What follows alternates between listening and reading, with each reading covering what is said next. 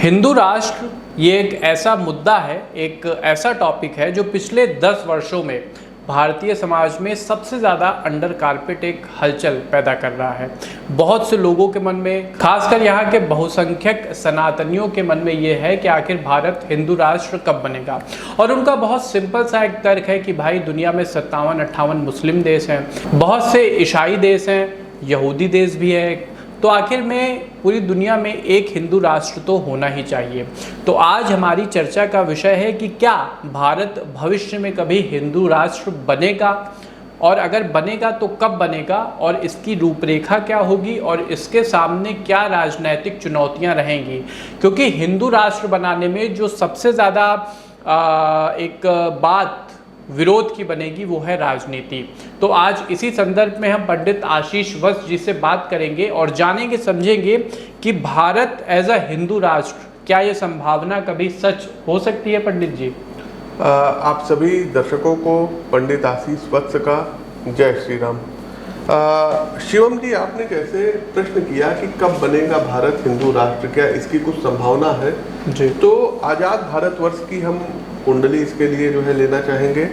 और आज़ाद भारतवर्ष की कुंडली सभी लोग अपने जो है मोबाइल पर या लैपटॉप पर देख सकते हैं। 15 अगस्त 1947 और राष्ट्र का जो है मतलब आज़ादी मिली थी, तो उस हिसाब से कुंडली बना लेते हैं। और एक चीज आप ये देखिएगा कि भारत का पाकिस्तान के साथ विभाजन हुआ जी, ठीक है, तब उस समय मिथुन लग्न की कुंडली बन रही थी।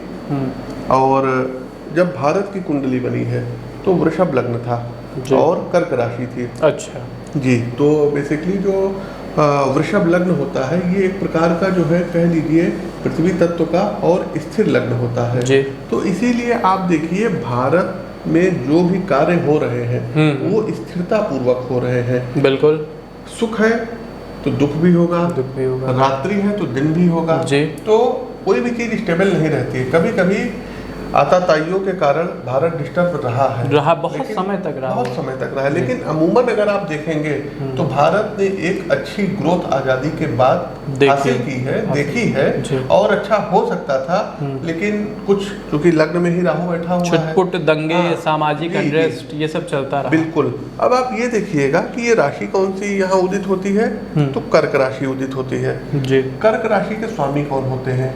मून होते हैं चंद्रमा। और चंद्रमा अपने खुद के घर कर्क राशि में ही विराजमान है। अब चंद्रमा जब कर्क राशि में विराजमान है जी, तो आस पड़ोसियों से जो भारत का संबंध रहेगा ये मधुर रहेगा भारत की तरफ से। अब इनके पड़ोसी देश क्या संबंध रखते हैं उसके बारे में सबको जग जाहिर है। कुछ पड़ोसी बहुत अच्छे हैं, लेकिन 2-4 पड़ोसी तो बहुत ही खराब हैं, शत्रु हैं, बिल्कुल शत्रु हैं। तो चंद्रमा कहाँ बैठे? पराक्रम भाव में बैठे हुए हैं। और पराक्रम भाव में बैठ करके चंद्रमा की जो 7वीं दृष्टि है ये भाग्य भाव पर पड़ रही है। हालांकि सप्तम लॉर्ड जो शनि बनते हैं वो भी अपने जो है मतलब हाउस को देख रहे हैं और 180 डिग्री से हिट कर रहे हैं। मतलब बिल्कुल कोई भी ग्रह जो होता है ये अपने से 7वें देखता है। ठीक। अब यहाँ पर 9वें भाव पर मंगल की 8वीं दृष्टि पड़ रही है। तो भारत जो है ना ये लक के मामले में, भाग्य के मामले में बड़ा मजबूत होगा। समझ रहे हैं आप? कभी कोई अगर जो है प्रदर्शन दिखाना होगा, कोई पराक्रम दिखाना होगा, तो भारत की फौज दिखाएगी, भारत के लोग दिखाएंगे। भारत के लोगों के अंदर देशभक्ति कूट के भरी हुई है, इसमें कहीं कोई डाउट नहीं है। वो चाहे किसी समुदाय का क्यों ना हो, ये तो बिल्कुल स्पष्ट जान लीजिए। हाँ, हर जगह जो है घर में कुछ राहु केतु टाइप के भी लोग रहते हैं, तो कुछ छुटपुट लोग हैं। साथियों, वीडियो पर आगे बढ़ने से पहले आप सभी लोगों के कल्याण के लिए हमारी तरफ से एक योजना लाई जा रही है। योजना क्या है, ध्यान से सुनिएगा। भगवान शिव अर्थात महादेव का प्रसाद रूपी रुद्राक्ष, अभिमंत्रित रुद्राक्ष नेपाल का, हमारे द्वारा आपको दिया जाएगा। और प्रतिदिन मैं 5 लोगों को भेजूंगा वो रुद्राक्ष, उनके एड्रेस पर कोरियर होगा। आपको करना क्या होगा, ज़्यादा कुछ नहीं करना है।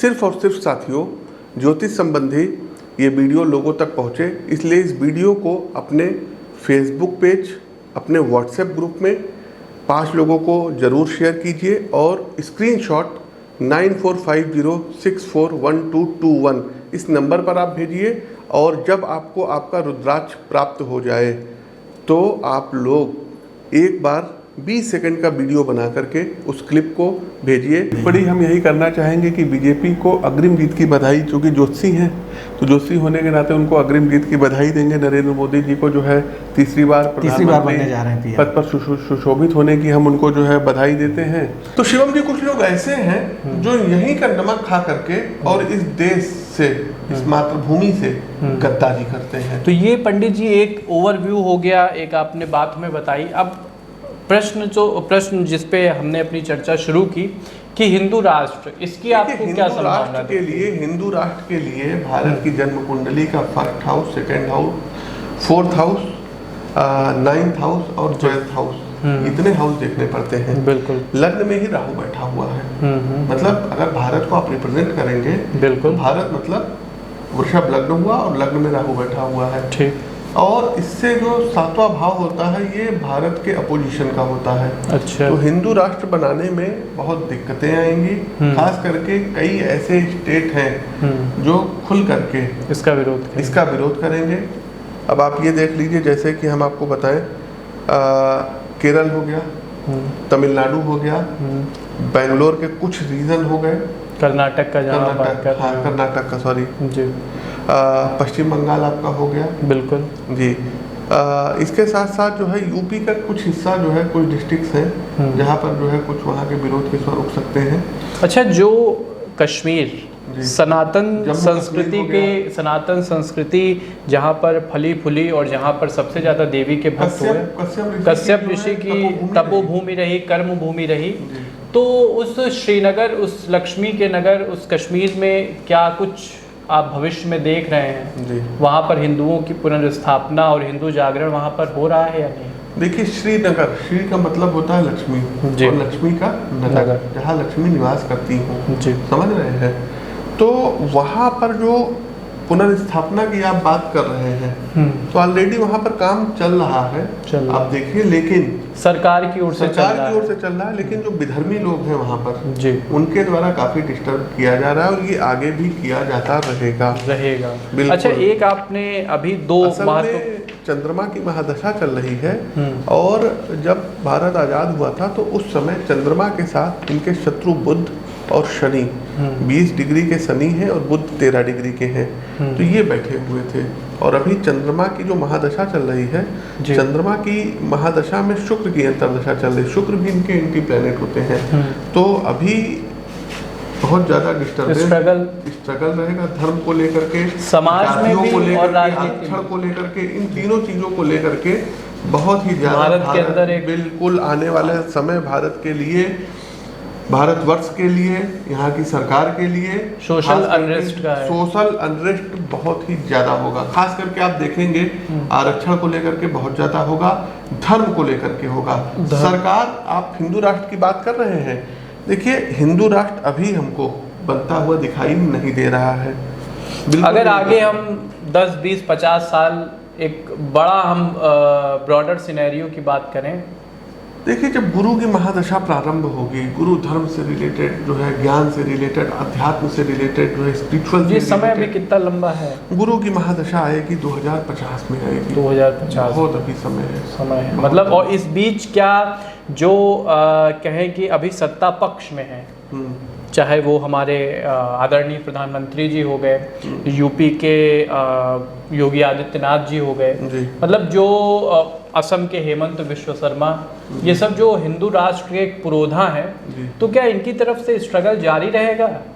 देखिए, सरकार हिंदुओं के लिए जी, हम जातियों की बात ही नहीं कर रहे हैं, हिंदू एक बड़ी हिंदुओं के लिए कुछ वेलफेयर स्कीम्स वगैरह जो है, आप देखेंगे कि जब मंगल की महादशा अभी स्टार्ट होगी, नेक्स्ट ईयर होगी 2025 में सितंबर के आसपास, तो मंगल की महादशा में कई मतलब जो है राज्यों की सरकारें और केंद्र सरकार, ये हिंदुओं के लिए कुछ ऐसे मतलब जो है स्कीम्स हो गई, वेलफेयर स्कीम लागू करेंगी जिनका सीधा फायदा कुछ हिंदू कम्युनिटी को हो, हिंदू समाज को खास तौर पे। एक और इसमें प्रश्न है आपका इसका यूनिफॉर्म सिविल कोड यूसीसी का, क्योंकि इस सरकार में जो सबसे ज़्यादा डिस्कस इसके बनने के पहले और बनने के बाद, क्योंकि कई जो बीजेपी शासित राज्य हैं वहाँ इसको लागू किया जाना शुरू हो चुका है। उत्तराखंड इसका ज्वलंत उदाहरण है जी। तो इसके हिंसा भी हुई थी, हिंसा भी हुई। तो इसके संदर्भ में आप क्या देख रहे हैं यूसीसी को खास कर लेके? देखिए, हाँ, यूसीसी की बात करें तो हमने क्या कहा, मंगल की दृष्टि कहाँ पर पड़ रही है? नवम भाव पर पड़ रही, भाग्य के भाव पर पड़ रही है। तो कई स्टेट्स में यूसीसी लागू होता हुआ दिख रहा है और हमको जो लग रहा है, तो शिवम जी कुंडली के हिसाब से केंद्र सरकार अगर यूसीसी लागू करने का सोच रही है तो हमारे हिसाब से 2026 और 27 का जो पीरियड रहेगा इसमें यूसीसी लागू होगा। ये 31 जनवरी 2026 से 18 फरवरी 2027 का ये पीरियड रहेगा। इस पीरियड में केंद्र सरकार द्वारा यूसीसी लागू किया जा सकता है। अच्छा, मंगल में राहु की अंतर्दशा चलेगी, जैसे ही यूसीसी लागू किया जाएगा आप देखेंगे कि भारत में जो विदेशी ताकतें हैं ये एक्टिवेट होकर के और भारत की सुख शांति को जो है बाहर से ये प्रभावित करेंगी। अच्छा, ये एक चीज़ हो गई यूसीसी के बारे में। एक इसी से जुड़ा हुआ या हिंदू राष्ट्र से या हिंदू सभ्यता समाज धर्म से जुड़ा हुआ एक क्या दो महत्वपूर्ण मुद्दे हैं यूपी में, मथुरा और काशी। हाँ, क्योंकि यहाँ पर अभी योगी आदित्यनाथ जी की सरकार है। तो आपको क्या लगता है आगे 2.5-3 सालों में क्या सरकार इसको फिर से इसके ऊपर एक्शन लेगी? कुछ कार्यवाही कोर्ट में की जाएगी? देखिए शिवम जी, आपने उत्तर प्रदेश के मुख्यमंत्री श्रीमान योगी आदित्यनाथ जी का जो है जिक्र किया, तो इनकी कर्क लग्न की कुंडली और टॉरस वृषभ राशि है, जलीय लग्न है और पृथ्वी तत्व की स्थिर राशि है। और चंद्रमा कहाँ पर गए हैं? लग्न लॉर्ड जो है ये एकादश स्थान में चले गए हैं। तो चंद्रमा एकादश स्थान में उठ चुके हो गए। तो एकादश स्थान होता है विशेष फुलफिल का। अब ये जिस स्टेट के मुखिया हैं तो इनकी जो भी इच्छाएं होंगी, इनकी जो भी विशेष होंगी, इनकी जो भी प्लानिंग होगी वो ये धरातल पर उतारते हुए दिख रहे हैं। चाहे वो अयोध्या हो, चाहे वो मथुरा हो, चाहे वो काशी हो। मतलब मथुरा और काशी पर भी योगी जी एक्शन लेंगे, ये 110% है। और एक बड़ी बात ये है कि थोड़ा सा अपने महाराज जी स्वास्थ्य का ध्यान रखें। इनको मतलब व्यक्तिगत सलाह, स्वास्थ्य का ध्यान रखें। और षड्यंत्रों का ये काफी शिकार हो सकते हैं, राजनीतिक षड्यंत्रों का। जो मतलब इनके साथ के लोग हैं वो कुछ ज्यादा मतलब अपोजिशन से ज्यादा इनके जो मतलब पार्टी के लोग हैं, सत्ता पक्ष के लोग हैं, उनसे इनको ज्यादा थोड़ा सा हमको मतलब खतरा प्रतीत होता है। ठीक है, ये योगी जी के बारे में बात। और एक बड़ी बात अब प्रश्न उठता है कि मथुरा और काशी की बारी कब आएगी? तो देखिए, पत्रिका जो कह रही है कि 2025 अगस्त के बाद से लेकर के और सितंबर 2026 का जो पीरियड रहेगा इसमें कुछ ठोस कार्रवाई होगी, होगा न्यायालय के द्वारा ही। लेकिन सरकार का उसमें कहीं ना कहीं दबाव नहीं, सरकार का दबाव नहीं रहेगा। सरकार दबाव बिल्कुल नहीं देगी। सरकार उस प्रक्रिया को थोड़ा और तेज करेगी। मतलब अपने एंड से सरकार सपोर्ट ही करेगी। देखिए, न्याय की लड़ाई योगी जी लड़ेंगे। जो भी दूध का दूध, पानी का पानी होगा वो आएगा, वो मिलेगा। बिल्कुल। तो ये मथुरा और काशी के बारे में। अब छोटा सा हम बात कर लेते हैं। 2 प्रमुख स्टेट हैं जी। एक और दोनों हमारे क्या कहते हैं बॉर्डर स्टेट हैं। एक है आपका पश्चिम बंगाल, एक है आपका केरल। अच्छा। पहले केरल पे बात कर लेते हैं। इस बार बीजेपी का वहाँ से एक सांसद तो कह सकते हैं कि वहाँ पे भी भगवा स्थापित हो चुका है। और केरल में आपने भी पढ़ा होगा पिछले कुछ दिनों में बहुत से एंटी नेशनल तत्व पीएफआई वगैरह वहाँ पे बहुत उभरे हुए हैं। तो क्या देखते हैं केरल में धर्म की पुनः स्थापना हिंदू धर्म की समाज में और राजनीति में हो रही है या नहीं? हमारे हिसाब से तो अभी तो बिल्कुल नहीं हो रही है। अभी वहाँ विधर्मी ज़्यादा बढ़ेंगे, जो कि खाएंगे देश का और देश से गद्दारी करेंगे। तो ऐसे लोग अभी वहाँ पर ज़्यादा बढ़ेंगे। एंटी जो नेशनल लोग हैं ना, वो ये वहाँ ज़्यादा अभी पर पश्चिम बंगाल में उभार ज़्यादा होगा। एक जो विशेष पक्ष के लोग हैं, विशेष समुदाय के लोग हैं, उनका अपने देश से ज़्यादा जो प्रेम होता है वो ना होकर के दूसरे देश से ज़्यादा प्रेम होगा। और मतलब जो है बिखराव अनैतिक गतिविधियों में वो लोग संलिप्त रहेंगे। अच्छा।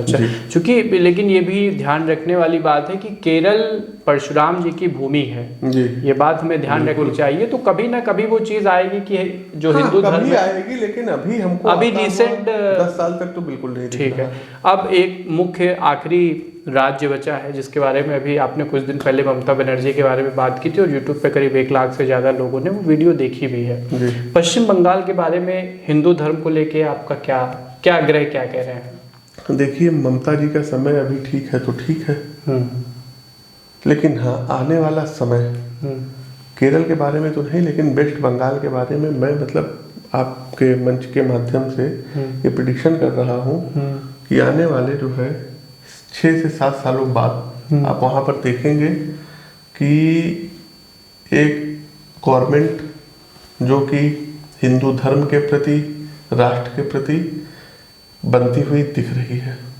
और ये पश्चिम बंगाल की अगर हम बात करें तो पश्चिम बंगाल से ही जुड़ा हुआ है असम, और वहाँ के जो मुख्यमंत्री हैं वो बहुत फायर ब्रांड हिंदू नेता हेमंत बिश्व शर्मा। तो उनकी क्या भूमिका पश्चिम बंगाल को इन्फ्लुएंस करने में, वहाँ बीजेपी को पुनः स्थापित करने में रहेगी?